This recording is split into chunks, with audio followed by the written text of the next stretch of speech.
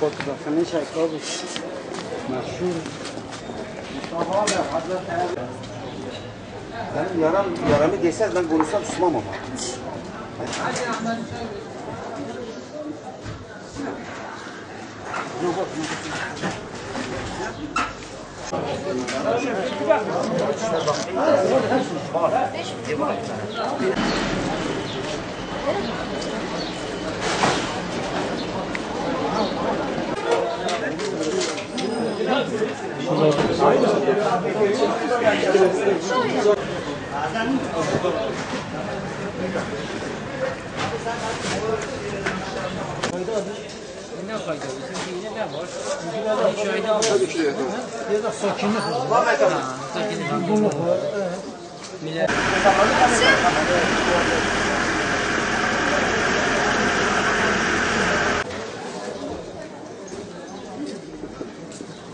Burada hep şila malzemesidir. Üzüm, incir, hurma işlerimiz bugünlerde biraz yoğun çalışıyoruz.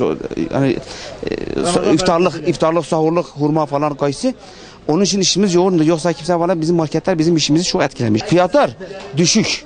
Hafif bir kımıldama var. Fiyatlar iyi, şu an iyi. İşler de elhamdülillah iyi. Yani geçen senelere nazaran daha düşük. Müşteri memnun. Çünkü sezon sonu zaten mahsulleri de.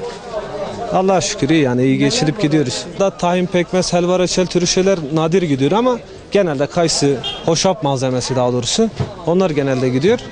Satışlar onlarda ağırlıklı.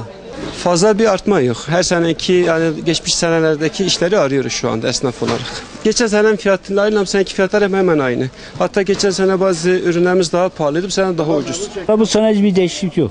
Aynıdır. Aynıdır. Fiyatlar aynı. Yeni başladı. Kayısı alıyoruz, üzüm alıyoruz, incir alıyoruz, et alıyoruz. Aslında her şey çetleşti bir kere. Burası ne bir kere. İşe ne amele her şey boğum ya. Evet kilo iş 7 milyon diyeceğim. Zikir muaneye mugazet rusum kanadamda 2 kilo kuru üzümden misin avuci gazno kere.